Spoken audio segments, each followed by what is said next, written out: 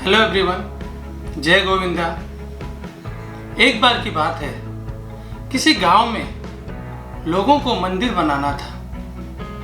मंदिर बनाने के लिए उसमें मूर्तियां भी रखनी थी।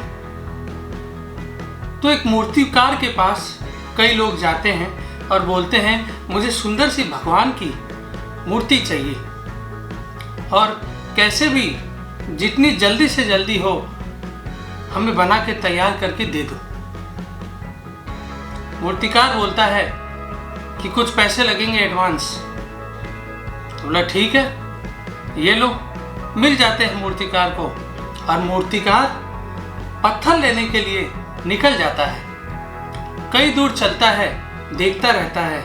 एक पत्थर नजर आता है, वो बहुत सुंदर लगता है तो उसे समझ में आ जाता है और वो सोचता है कि वो मूर्ति बनाने के लिए एकदम परफेक्ट है। जब आता है वो पत्थर लेके तो सामने एक और पत्थर दिखता है। वो पत्थर भी वो ले लेता है और जब दोनों पत्थर लेके आता है और अपने औजार के साथ वो पहले पत्थर को बनाना चालू करता है तो जैसे थोड़ा सा उस पे लगने लगा तो वो घबरा गया, वो डर गया।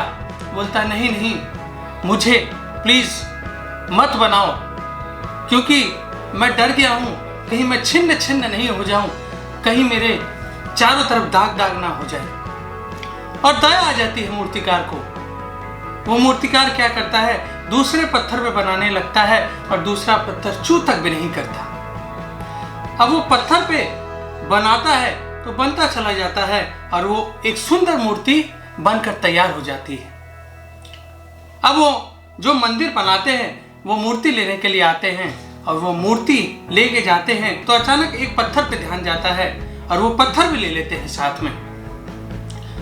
और जो मूर्ति वाला पत्थर रहता है वो मूर्ति की जगह लग जाती है और जो भी आता है दूध चढ़ाता है, भोग लगाता है, सब कुछ करता है। हर रोज पूजा होती है, माला चढ़ता है। और जो दूसरा पत्थर था उसको साइड में रख दिया कि कोई भी आएगा तो नारियल फोड़ देगा उस पे। तो कोई भी आता था नारियल फोड़ देता था उस पे। वो चिल्लाता था लेकिन उसकी कोई नहीं सुनता था। तो वो दूसरा पत्थर मूर्ति वाले पत्थर को बोलता है कि तुम्हारे तो कितना मजा है, तुम कितना आनंद कर रहे हो, तुमको कभी लोग दूध चढ़ाते हैं, कभी प्रसाद चढ़ाते हैं, तुम्हारे लिए तो कितनी अच्छी बात है। तो वो मूर्ति वाला बोलता है कि अगर तुम भी उस टाइम ना बोलते तो तुम मेरी जगह आज होते। तो इसका मतलब क्या है? इसका मतलब ये है कि हमें कठिनाइयों का जो दौर से गुजरते हैं उससे हमें घबराना नहीं चाहिए, उससे हमें डरना नहीं चाहिए, क्योंकि उस पत्थर ने भी पहले अपने अंदर जो घबराहट थी वो जाहिर कर दी। तो वो पहले घबराया और बाद में तकलीफ पाया।